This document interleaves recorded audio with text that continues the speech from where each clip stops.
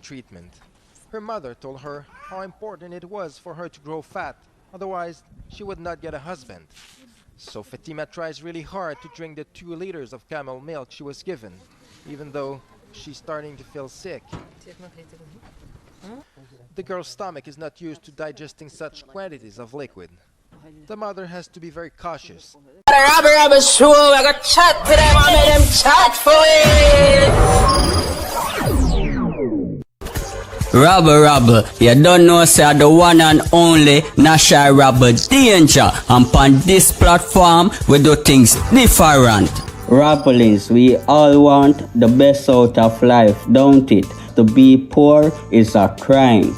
So you find people from all over the world, from different culture, finding ways to get rid of poverty. Agree or disagree, let me know. No, Rabblings, would you believe me if I tell you that in Mauritania, a country located in Africa, children are being force-fed to be fatter, so they have a better chance of getting married as young as age 12. They say to be beautiful is to be fatter. And for a female, that's the only way to have a better life. Can you believe that? Rabble Rabble, straight Rabblings, spread this. Mauritanian women have always been fat. It is a symbol of beauty here. It is a sign of wealth.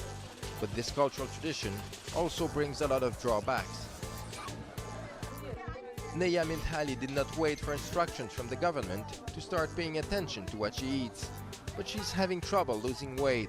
This has to do with the fact that she was force-fed when she was young. Between the ages of 8 and 12, her mother used to give her 4 to 5 liters of milk every day so that she gained weight. This has scarred her both physically and mentally. I remember I had a tough time, she says. I used to be afraid of everyone around me. I was fearful they would hit me. Everyone was allowed to hit me so that I would not vomit. At 12, Neya weighed 104 kilos. Her mother decided to get her married. She had her first child at the age of 13. But Neya's story is not uncommon here. According to a recent study, 22% of Mauritanian women were force-fed when they were young. Like here in Bir El Vos. This small village was created 2 years ago when nomadic tribes decided to settle in this area. There are no houses here, only tents, as is their tradition. Every day looks the same for 9-year-old Huda. Her mother wakes her up in the wee hours of the morning to give her the first bowl to drink, 1 liter of camel milk, soon followed by another. Huda's mother takes her duty of force-feeding her daughter very seriously. She carefully repeats the method inherited from her mother and her grandmother. Milk is very good for force feeding, she says, because it gives the skin a nice color and it provides a lot of fat rapidly. If you give solid food, the girl will also gain weight, but it will darken her skin and she will not grow fat as rapidly. Kuria explains that it is important to fatten up fast, the best way to get the desired stretch marks on the skin. And to fatten up fast, the girl has to drink a lot, fast, even if it means forcing her to do so.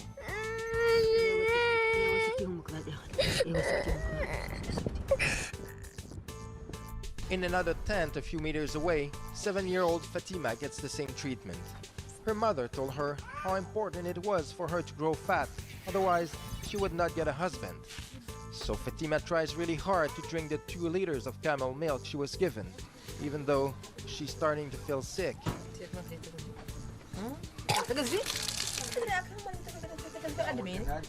Vomiting is common at first, we've been told. The girl's stomach is not used to digesting such quantities of liquid. The mother has to be very cautious. 1 glass too many could burst the girl's stomach and kill her instantly. After a 5-minute pause, another bowl is given to Fatima. At first, when we make them drink a lot, they vomit, she says. That is why we use the zaya, the traditional pliers, to squeeze their fingers or their feet. It hurts, and they forget about the urge to vomit. According to statistics, 1 out of 5 girls has her fingers broken as a result of the force feeding. After the morning treatment, Huda and Fatima can enjoy a few hours of free time. They're not allowed to play outside with the other kids, but they can take as much time as they want to drink 4 or 5 liters of straight milk with water and sugar. This helps in the digestion, but it's mostly used to keep the stomach full in order to stretch it. With dusk comes the end of leisure time. Fatima has to drink another bowl, her 4th today. This time, her mother increases the pressure on her in order to avoid her daughter vomiting.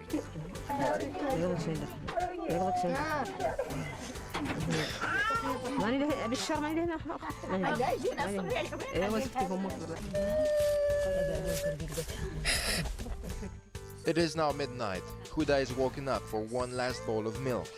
One bowl too many.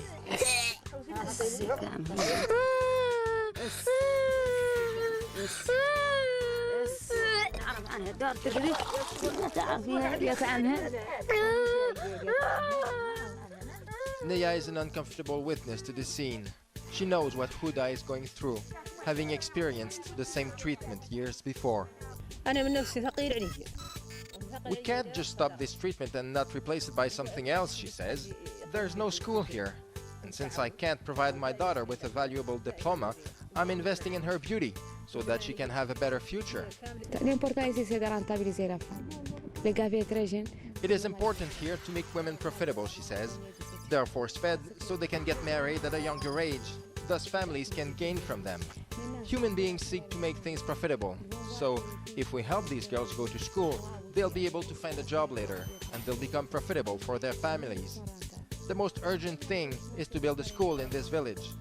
Unfortunately for Huda, Fatima, and thousands of other little girls in Mauritania, it is still faster and easier today to give kids a bowl of milk than to build them a school.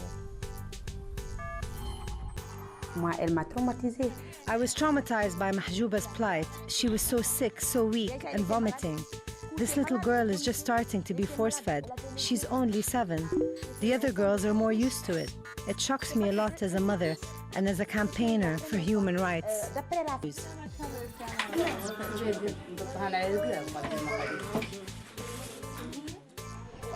I force them. When they feel sick, I pinch them to prevent them from vomiting. I threaten and sometimes beat them.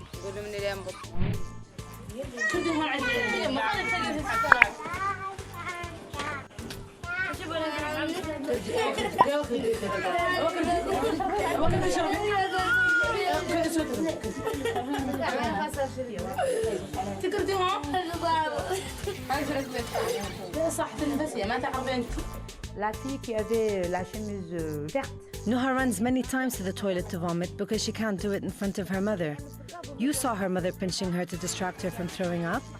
Noha's mother told me Noha vomits out of sight so she can return to drink more milk. But her mother is happy with that because they say the more a girl vomits, the more her stomach widens and she can drink large amounts of milk. Elle va vomir pour vider un peu le ventre et revenir encore prendre le lait. In the stifling heat, Mahjouba looks listless and exhausted. But the bowl is effectively bottomless. It will be refilled the moment it's empty.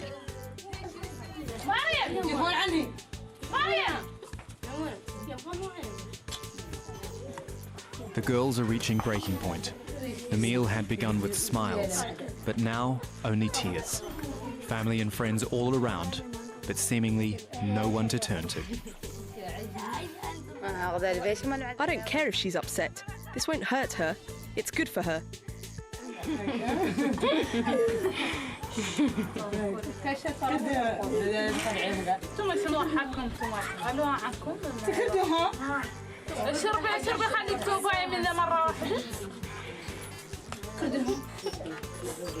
Mahjouba is forced to drink yet more milk. Noha may have already been sick during her frequent trips to the outhouse, but that doesn't stop her mother commanding her to finish the bowl.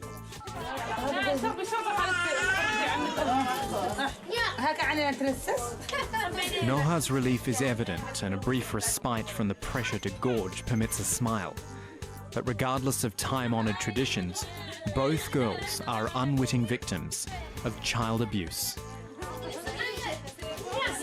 Rabble Rabble, no fear for tell them say you hear it, yeah, so remember to like, share and subscribe. Straight Rabble.